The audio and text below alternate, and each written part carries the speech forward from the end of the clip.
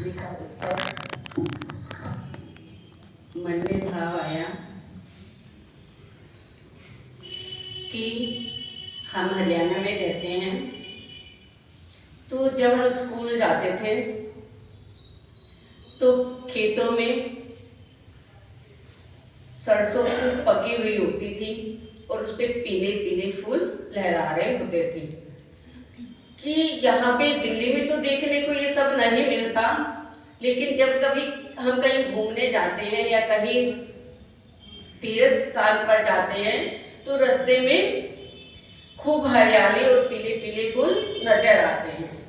तो कहा, तो मन में भाव आया हरी प्लस आना, है ना, हरियाणा हरी प्लस आना, हरी आना हमारे इस मन मंदिर में।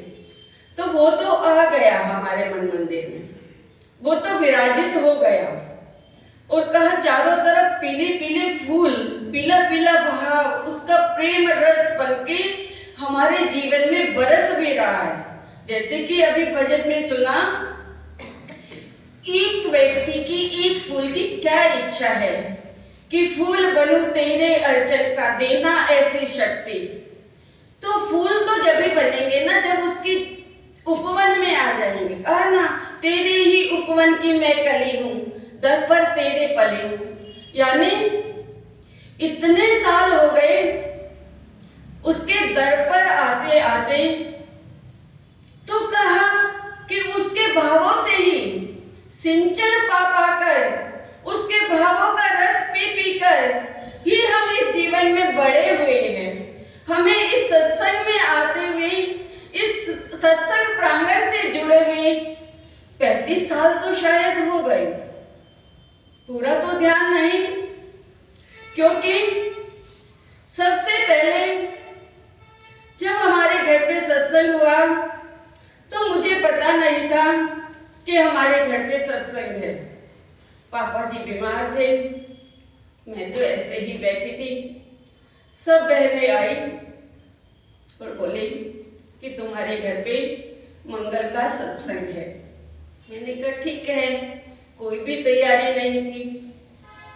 तो सब बहनों ने मिलकर जो घर में था वही प्रसाद लगा लिया और फटाफट से तैयारी करके सत्संग शुरू हो गया।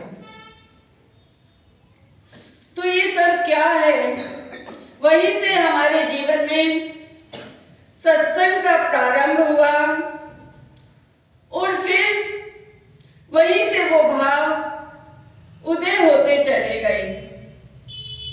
फिर कहा कि दो इन हाथों से हम काम करते हैं और कर्ता बन जाते हैं। तो हमारे तो दो ही हाथ हैं और हम कर्ता बन जाते हैं कि हमने किया, लेकिन वो तो इतना सर्वशक्तिमान है जो हमारे ये जो दो हाथ काम नहीं कर पाते, उसकी दिव्य दृष्टि हम बच्चों पर पड़ते ही सब काम आसानी से होने लग जाते हैं। कहा कि नैनों की दिवले से तेरे दीपक जलाऊं।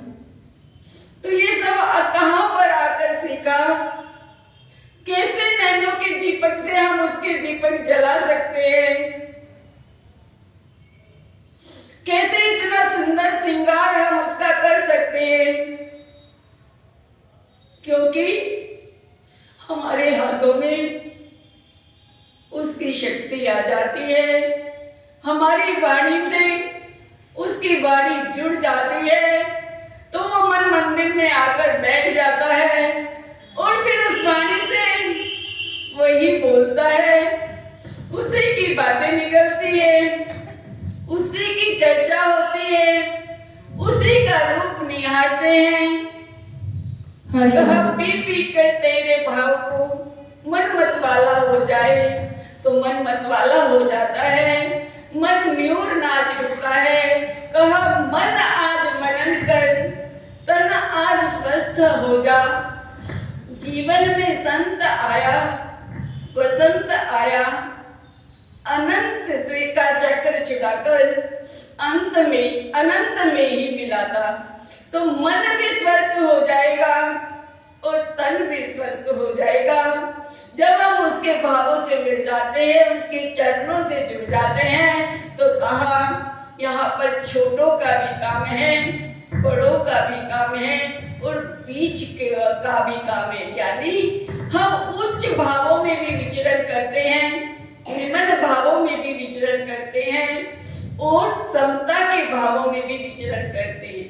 लेकिन जब वो संत हमारे जीवन में आ जाता है, जब बसंत हमारे जीवन में ठहर जाता है, तो हम क्या होता है, समता के भाव में आ जाते हैं। और जब समता के भाव में आ जाते हैं तो जीवन में आनंद लहराने लग जाता है और आनंद ही ठहर जाता है और वो हरि ही हमारे जीवन में आ जाता है। जैसे कहा ना कि पीले पीले फूलों के साथ अगर एक दो पत्ते हरे लग जाते हैं, या कहें कि जो फूल है उसके नीचे जो वो होता है जिससे वो बंधे हुए होते हैं, वो हरे रंग का होता है। अगर वो नहीं हो तो एक एक पंखड़ी इधर उधर बिखर जाएगी। और फिर कहा कि सूत्र जो हमें दिखलाई नहीं देता, तो वो सूत्र कौन सा है हमारे जीवन में? वो प्रेम का सूत्र है, हरि का सूत्र है। हरि रूपी जो हमारे दिल में बसा हुआ है वो हमें दिखलाई नहीं देता और वही हम सबको एक दूसरे से जोड़े हुए है। तभी हम सब उसके दर पर आ पाते हैं। फिर भजन सुना, मोहे जाना है हरि की अटरिया, ओ मोहे जाना है प्रभु की अटरिया, सुन रही सखी मोहे सदगुरु बुलाई। तो हम सबको कहा कि वो बुला रहा है और हम सब दौड़े दौड़े आ रहे हैं। बस ऋतु